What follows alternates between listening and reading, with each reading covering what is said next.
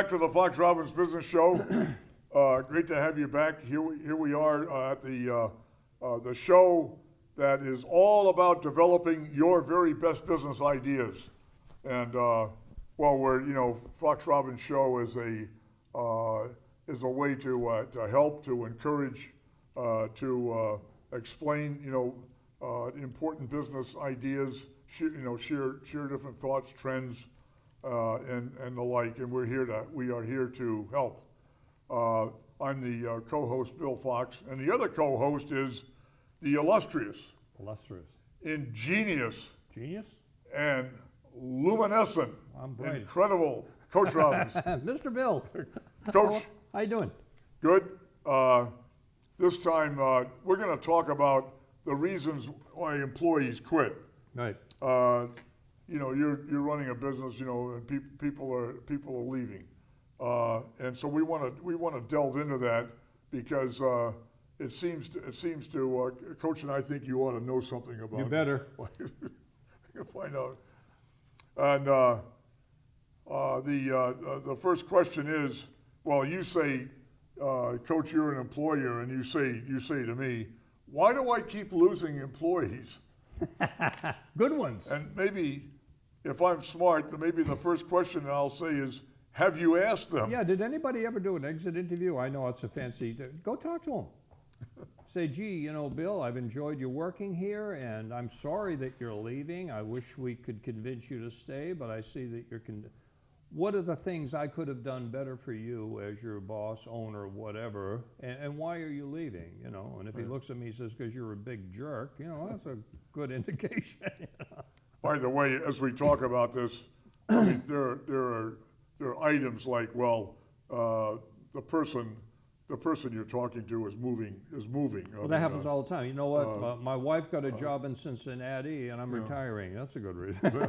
But or illness. Yeah, or I have an illness in the family, and I've got a. There are things that are pretty obvious. Oh, we don't deal with that stuff. There are good reasons for people, to lose good people. There are, but you want to know that. Someone walks out the door and you don't know why. Don't you ask yourself? That's a mistake. And did you ask them? And this exit interview, I don't. I've been at big corporations where that's the HR department, has formalized, exit. We're not talking about that. In a small business, we don't have that kind of stuff. This is you, mano ad womano, or whatever, and you're just having a conversation. Say, gee, I wish I could convince you to stay. I can see you're committed. Why? What could I have done better? Why are you leaving? Because, I got a job in Cincinnati, and it pays me more money, and it's a bigger company, I have more opportunity. Oh, okay. At least maybe there's something, hopefully you're going to learn something that will allow you to run your business better. That's the whole goal. But there's a trick. There's a trick. There's always a trick. The person is walking out the door. Suppose it's you. Yeah, well, that's the thing. You're a big jerk. I mean, the person's leaving, but if you're the owner, you're the boss, or you're the supervisor, or whatever the deal might be, and maybe it's personal in a way, maybe if that person, if you are the owner or that person reports to you, maybe someone else ought to be doing the asking, Coach. Yep. Yeah, sometimes it should be somebody else that says, I'd really like to know and bring it back, and I'd be glad to tell them the truth, even though you may not want to. You know what? But if you're asking employees who are departing, and if you're asking them, as a point here, if it's poorly done, don't expect much. Garbage in, garbage out. Yeah. I mean, there's a skill. Yes, there is. To exit interviewing, absolutely. Right? There is. And it's not that big a skill. It's just to have a good heart-to-heart conversation with the employee and say, I'm sorry to see you leave. Well, I'm making double the money, and it's a bigger company. Oh, at least you know. I'm going to go through with you what this show is about is the 6 top reason, or top or most frequent reasoning, for employees leaving. I'm going to hit you with these. Right. Okay. And this is sort of supposed to be, from survey work. Yeah. Not just, random. And the first one being employee is not qualified or properly trained or trained properly. Your fault. Your fault as the owner. You put the wrong person in the right seat. Right. Okay? You made the mistake right up front, and you should learn that, because what you're saying to me is the employee is quitting. I'm not firing the employee, but you know what? They weren't doing a good job. That doesn't give them much job satisfaction, and I put the wrong person in the right seat. That's on me, and I better learn that, oh, you know what? They didn't really have the Excel skills, financial skills to handle this CFO job or whatever. I'm being facetious, but that's on the owner, and you should know that. And the qualified shouldn't have been hired in that slot. For that job. Or not trained, either way. I told you this before on many shows. My best friend said to my wife when I got married, you know, he's the smartest guy I ever met, smart businessman, but good God, don't let him use power tools. So if you hire me as a mechanic, boy, did you make a mistake. One of us is going to either, I'm going to get hurt or hurt you, or I'm just going to leave saying, I can't do this. Hire you to build houses and hand you a power saw. Guess what? Don't be inside the house. I'm liable to cut it down by accident. And that's your fault for hiring me to do that. Number two, Coach, is this is a little bit, I don't know, it's a little bit squishy, but poor fit between employees and the company culture. This is a bigger problem than just a small employee. And a company does develop a culture, whether you like it or not, and the person that creates that culture certainly starts with the owner, the president, the CEO, whatever you want to call it. She's the one that sets the tone for the culture of how things are done around here. I told you that's the best that a gentleman gave me, senior vice president of a company called AT&T, you've heard of them. He said, company culture to me is defined by the way we do things around here, which is a great idea. And yeah, they just don't fit with, this is a tougher one to hire somebody, but you should be aware of it. The biggest problem comes in the M&A world, the merger and acquisition world. Over and over and over again, you see two companies merge together with two separate cultures and they just explode. Yeah. It's like fire and water. Yeah, you know, absolutely. Here is a high-tech company with a lot of young millennials who used to come to work, and here's this staid old company with a tie. This is like company culture just right here. You know, you're IBM and I'm Google. Yeah. You know, I'm coming in with a ripped T-shirt and you're in there with a three-piece suit with a vest. You know, I mean, the different company cultures. You mix them together, fire and water. But even at a low level, you know, we do things a certain way around here, and the employee just doesn't fit with that. That gets to mission, vision, values, which is beyond what most small people even understand. Very academic, but very real in the big business or the SMB world. You got to have a fit. You got to fit. You got to do things around here and feel comfortable doing the way we do them. So this is important. Very important. Number three, Coach, company supervisors have little or no management skills.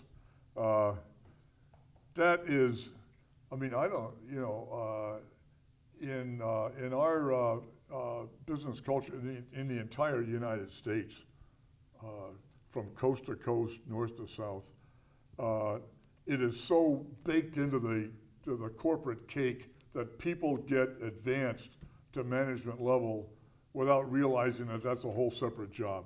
Peter principle, people rise to their own level of incompetence. I'm a great salesman, and I say, oh, you're a great sales manager, yeah. Or you're a great accountant, so now you're going to be the finance manager. You're going to be CFO, yeah. You haven't got a clue how to plan, organize, staff, lead, control. You don't know jack about management.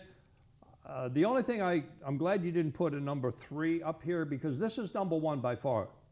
Number 1, people quit their job because their manager is a jerk, okay? Number 1, right. You know, I just can't stand this person. He drives me nuts. He doesn't know what the hell he's doing.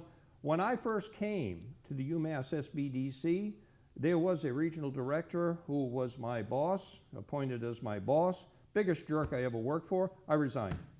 I mean, 2 months into the job, I quit. Oh. And then somebody at state level said, just hang in there. We're going to resolve this issue. We know there are problems in the office and blah, blah, blah.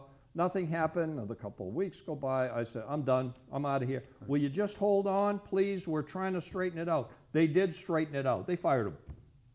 Right. Okay? Because I'm not going to work for some turkey.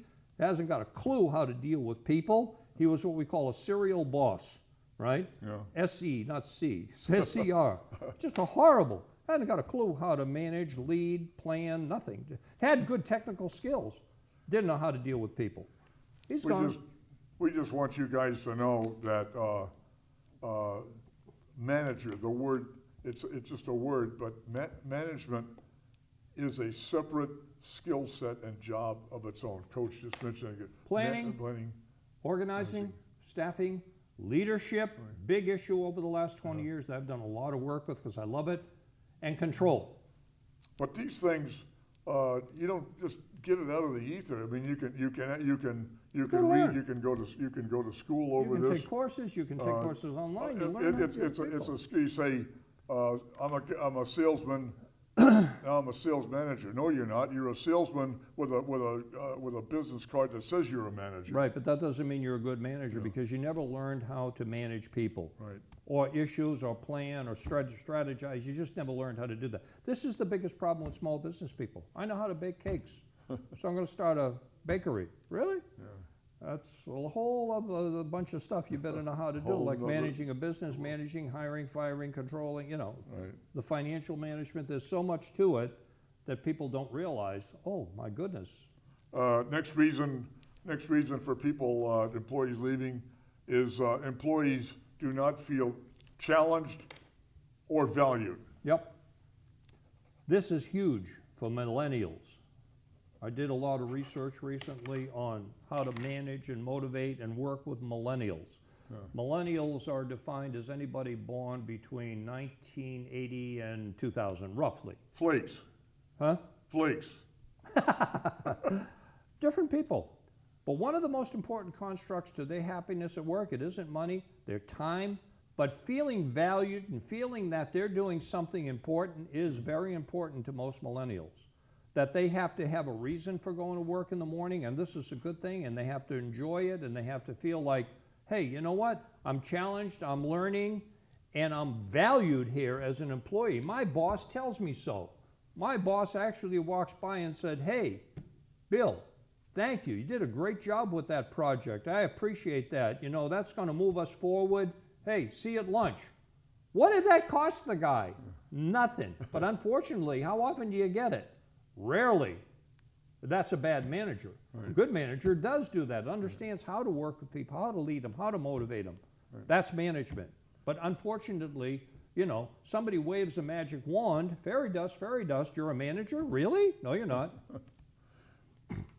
Next reason on this list is employees leave because they do not understand company goals and how they should contribute to reach the goals, where they fit in the greater scheme. Yeah, does anybody write a strategic plan or no? No. Does anybody actually take that plan and talk to the employees about here's our goals for the next quarter, here's our goals for the next year, here's our goals for 5 years out, you know, and naturally the further out they go, the more vague they could be. Right. But here, there's this thing called the Entrepreneurial Orientation System, which is a great system, lots of stuff out there. Yeah. But I've met some people, this woman, Lisa Manning, fabulous, bright woman. She talks about rocks, and there's a book, you know me, I've read so darn many books. I forget the name of the book because I do, but the book talks about rocks, which are goals. Here are the things we need to accomplish in the next quarter. And by the way, here are the things we're looking at. And at the end of the quarter, did we get them done? And if not, should we continue to try to do them or just get rid of them? Yeah. If you don't understand where if you don't understand where the company's going, what's it matter where it goes? It's the old story of the Cheshire Cat. You know, Alice is walking along the Wonderland Road, in Alice in Wonderland, and she comes to a fork in the road, and there's the cat, appears in the tree. Yeah. And Alice says, where do these two roads go? And the Cheshire Cat says, well, what are your goals? Where do you want to go, the Cheshire Cat says. Yeah. And Alice says, I don't care. What's the Cheshire Cat say? Same thing the CEO said. It doesn't matter which road you take, does it? Right? You have no goals. If you don't know where the hell you're going, then go. Who cares? Apparently you didn't care where you wound up. Number 6 on the list, some of you watching the show are going to say, well, this is number 6. Why isn't this number 1? Employees can make more money elsewhere. Yeah. Money. Money is not, first of all, money's not the biggest motivator. Can it be a motivator for certain people? You know what? There's nothing that's always the rule. Yeah, this is why you have to make judgments. But money is not the best motivator in the world, okay, for most people, right? But money can be a tremendous demotivator. I wrote a paper, I don't know, 7, 8, 9 years ago, which was published in a journal, and it talked about a guy named Albert Pujols, who was a tremendous baseball player 6 years into his career with the St. Louis Cardinals. Now, Albert Pujols was a poor kid, I think, from the Dominican Republic. I mean, he used to hit limes with branches of sticks to practice baseball. He was poor. Albert Pujols was making $12 million a year, and he was disgruntled. $12 million. You could live very comfortably on $12 million a year. But he was very upset. And this is Hertzberg's two-factor theory, that money is a hygiene factor more than it is a motivator. Can it be a motivator? Sure, it can be. But it's not the best one, because if I give you a raise, I'm out money, right? And by the way, when I give you a raise, you're motivated for about 2 months. Then it's over, okay? But he says, Albert Pujols is sitting there saying, I'm not happy, because other people who really aren't quite as good as I am are making $18 million a year. It's a hygiene factor. It has to be fair. It has to be right, okay? Right. So he leaves. He goes to the Angels. He's about to retire. He's going to be going in the Hall of Fame, 600 home runs. They're just a great ball player. So they lost a good employee, not because they weren't paying him well, because they weren't paying him fairly.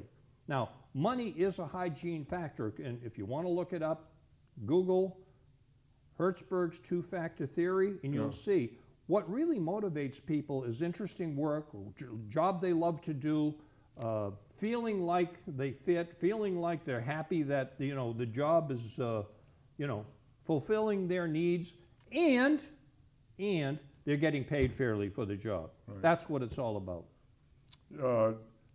This reinforces what you're saying, that there are studies. There have been many studies on this saying that money is usually last on that list. That's low. Number 6. You said, well, why isn't it? It could be further down the list. This isn't guesswork. It's been analyzed, considerably. 6 Ways to Sunday. I've read more research, but one of the best ones is this Hertzberg two-factor theory, and it really does dissect the issue. Not just money, all of the other. See, there are intrinsic rewards and there are extrinsic rewards. Intrinsic, I love what I do. I enjoy my job. I enjoy my boss. I enjoy the feeling I get when I'm successful. Those are intrinsic rewards. Those are the important ones to you. Right. But the money has to be right, too, But the extrinsic rewards are, the bonus, the salary, they're not unimportant necessarily, but they're not the most important reason people take or stay with a job, okay? Money is an important issue. It's just not the most important issue. It's overthought as the most important issue, okay? You get the money, but you're being ruled over by a perfectly lousy boss. You're leaving.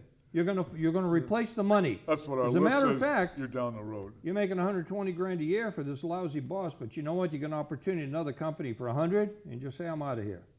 I live very well on the 100. I'm okay. I'm out of here because I can't stand this turkey. I better get out of here before I strangle him to death or something. You as an employer, a business owner, you ought to be able to see someone who has a lack of fit in that. You have to. In That's the your culture. job as a manager. But how about this coach? How about the use of aptitude and or personality tests? I think they're important. I think well, you were talking earlier before we went on the air about how you helped your daughter choose what she wanted to go to school for. Right. I think those are good things to do. There are certain things we have a tendency to be good at, and I just told you.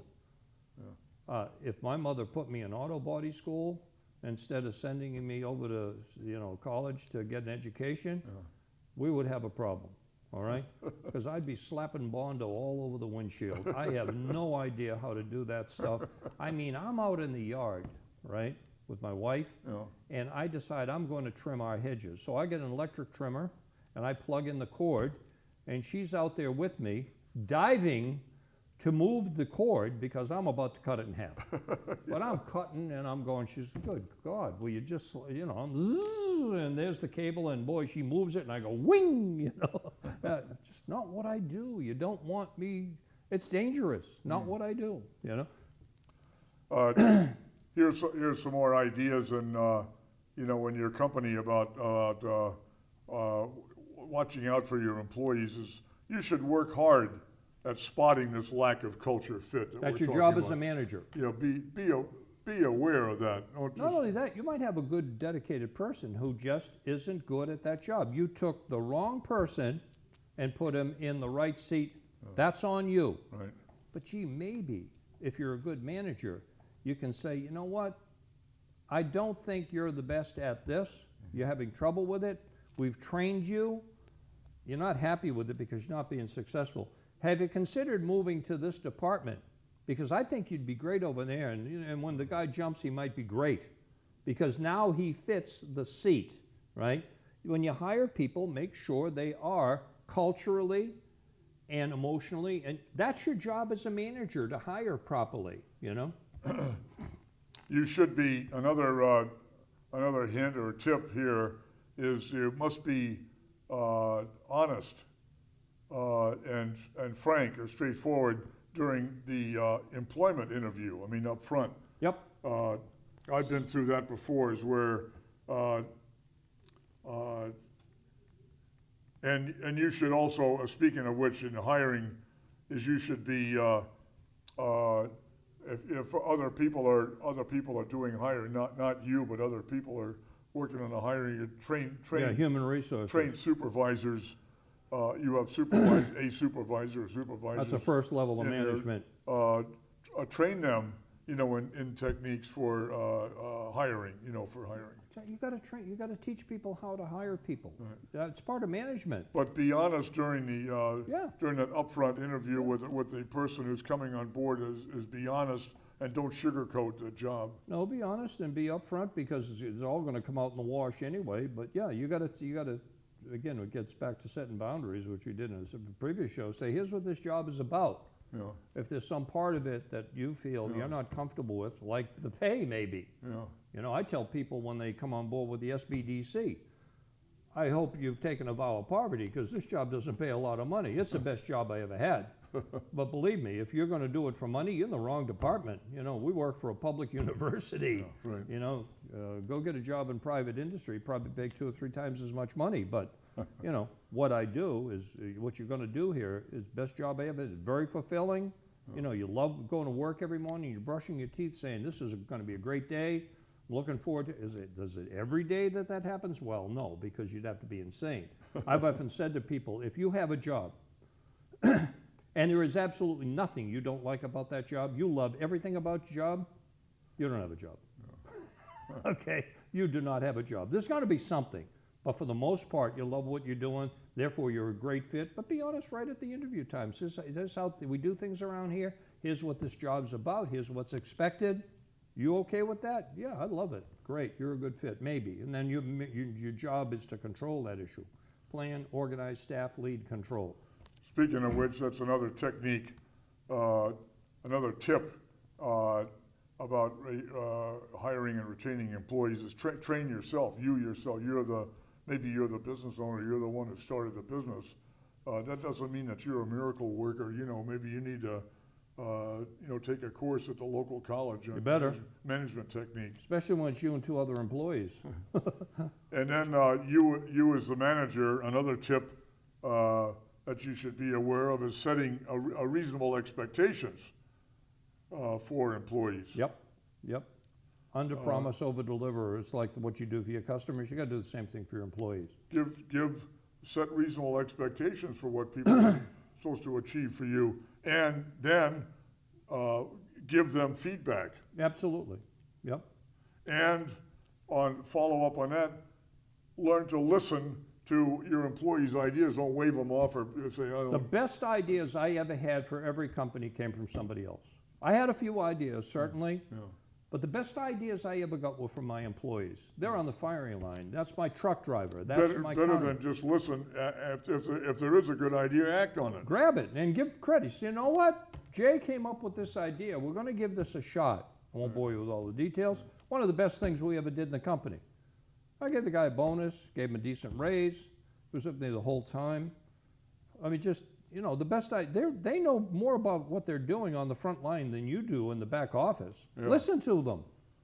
I used to take employees out to breakfast. If a different store, I'd take a counterman, I'd take a buyer, I'd take the general manager of the store, and I told them, I said, just want to hear ideas. They might tell me something, and then I'll share it with you. Yeah. And that's also another tip here is sharing your vision. Yes. That's one way to. Well, that's part of leadership. Here's where I see the company go. I mean, the guy from Honda, I don't remember his name and couldn't pronounce it ever. He's standing in his bombed-out factory in Tokyo in 1945. Yeah. And he said, we're going to rebuild the company, Honda, and we're just going to focus on making the best engines in the world.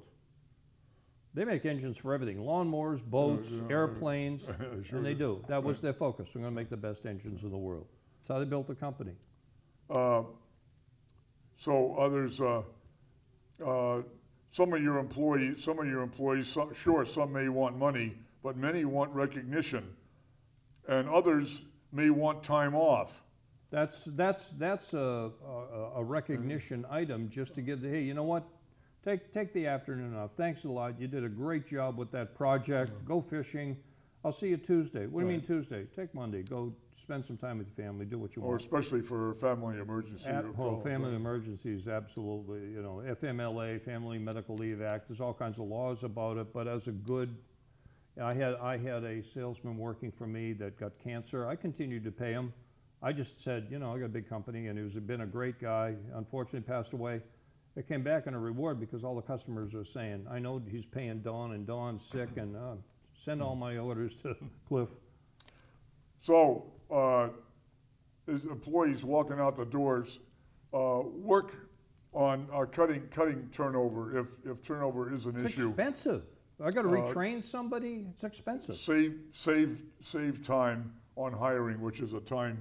It's time consuming and hiring and training. It all costs money. And the people who are on board, happy employees raise productivity and, you know, promote a good atmosphere that, you know, now your customers can tell that you've got and you got a happy customer because you got a happy employee. Right. And talk about happy people. I hope you're happy. Thanks again for watching Fox Robbbins Shoes. Thanks for coming back. And also feel free to send us an email with your suggestions or comments to foxrobbins@gmail.com. And we will see you guys next time.